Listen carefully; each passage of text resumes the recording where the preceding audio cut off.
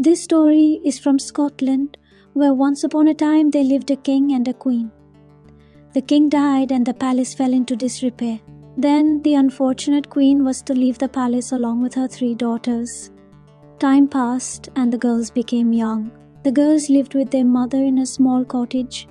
There they kept a cow and carefully tended a kale cabbage yard. They took good care of it because they earned their living by selling these cabbages. It so happened that one morning, the eldest daughter noticed that some of the cabbages from their yard was missing. And in place of the missing cabbages, there was a footprint of a big foot. The elder daughter was very surprised to see this.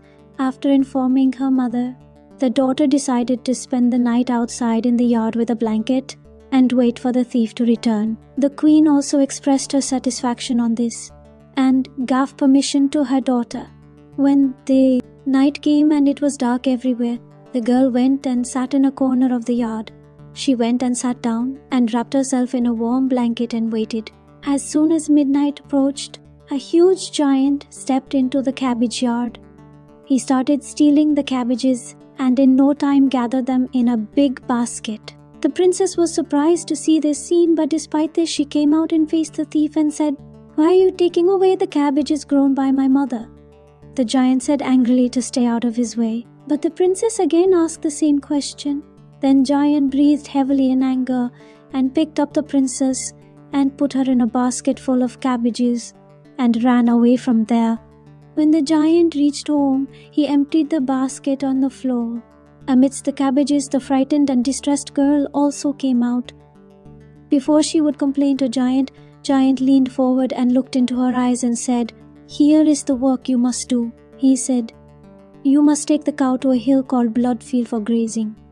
Then you must take wool, wash it, tease it, card and comb it, and then spin it to make me some cloth. Fail to do this, and it will be the worse for you, my lady." When the giant left his house, the girl did exactly as she had been bidden. She took the cow to the hill for grazing. Then, returning to the giant's hall and feeling a little hungry, she put a pot over the fire and made herself some porridge. As she sat down to eat a bowl, she was amazed to find herself surrounded by a horde of little yellow-headed folk, each one crying out for her to give them some. But the girl clearly refused and said that she had made it for the giant who would come soon. The little folk disappeared and the princess eagerly ate her porridge. But when she went to work the wool, she found that she could not do it. No matter how hard she tried, she could not carry out the giant's task. When the giant returned home, he was roused to fury when he discovered that the girl had not carried out his instructions. Roaring with anger, he threw her up in the rafters among the hens.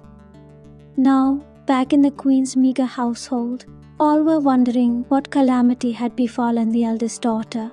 It was once again decided that a daughter should watch over the cabbage yard that night, so with her blanket and a small lamp, the next daughter settled down beside the peat stack. As the night was setting, a big terrible giant entered the yard and started stealing the cabbages from there. When the second daughter tried to stop him, the giant threw the other daughter also in his basket and went towards his house. At the giant's hall, the second girl was also instructed to graze the cow, which she did, but once again, before preparing the wool, she sat down to a bowl of porridge. The little folk appeared yet again, begging a mouthful of porridge, but the unkind daughter would let them have none of her precious meal. As a result, she soon discovered that by some magical means she was unable to work the wool. The giant was furious when he returned and hurled her into the rafters beside her sister. Thus we have a queen with but one daughter, the youngest. This young girl informed her mother that she would take watch that night to see what had befallen her sisters.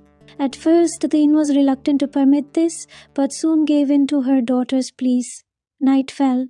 The youngest daughter was well wrapped in her blanket when the giant arrived with his empty cubby. "Good evening," she said politely.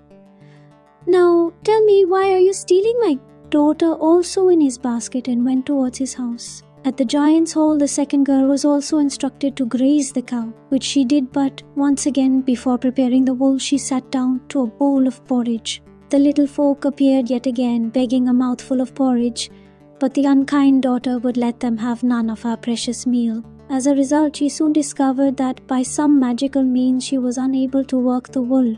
The giant was furious when he returned and hurled her into the rafters beside her sister. Thus we have a queen with but one daughter, the youngest. This young girl informed her mother that she would take watch that night to see what had befallen her sisters. At first, the queen was reluctant to permit this, but soon gave in to her daughter's pleas. Night fell. The youngest daughter was well wrapped in her blanket when the giant arrived with his empty cabbage. "Good evening," she said politely. "Now, tell me, why are you stealing my mother's cabbages?" The giant ignored her, so she calmly repeated her question. Giant picked her up and threw her in his basket. Some time later, when he had returned to his hall, he released the girl and instructed her in the same manner he had instructed her sisters. The young girl listened carefully to his instruction and nodded meekly. The giant grunted and left the house again.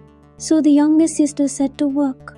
She grazed the old cow, thereafter leading her up to the rich grasses on the high hills.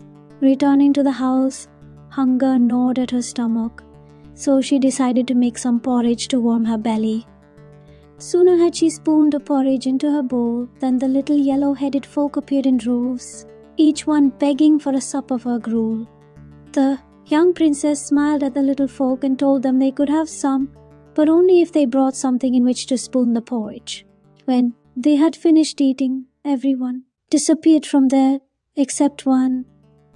The one remaining was a little yellow-headed boy who asked the princess whether she had any work. The princess smiled sweetly. "I have plenty of work, my little friend, but alas, I cannot pay you for it." The little yellow-headed boy simply shrugged. "No matter. All I ask in payment is that you tell me my name." The princess thought that this would surely be an easy enough task and handed the wool over to the little boy. With a giggle, the little boy disappeared out the door with the bale of wool. By now, darkness was falling outside, and the girl was disturbed by a loud knock on the main door. Opening the door, she was confronted by an old woman. "Pardon the intrusion, young mistress," said the old woman, "but I seek lodgings for the night, and wonder if you would be so kind to put up an old weary wife." "Would that I could," said the girl, "but this hall is not my own, and I can therefore offer nothing in the way of lodging. But here, take this for your journey." She handed the old woman a piece of bread and cheese. The old woman thanked her for her kindness and made a turn to seek shelter elsewhere.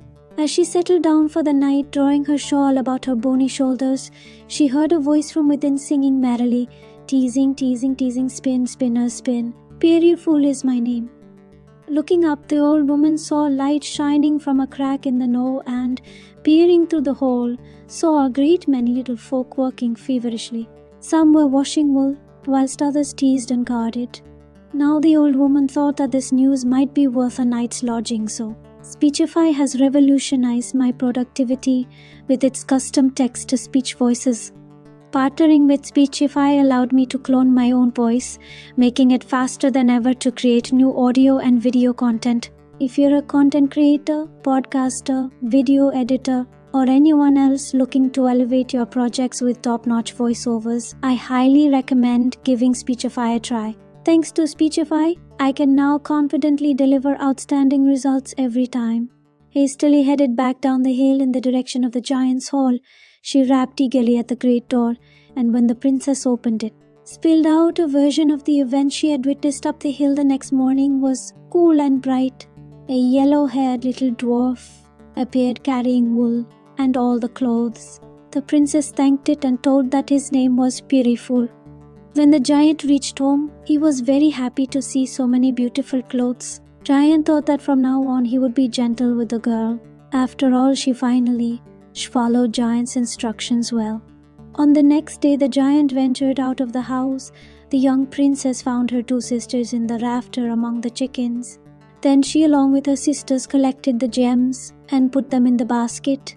After this, they covered the basket with freshly reaped grass. She hid her both sisters in it. When the giant returned home, the princess explained to him that she was concerned about her poor mother and asked if he would take the basket by the door to her.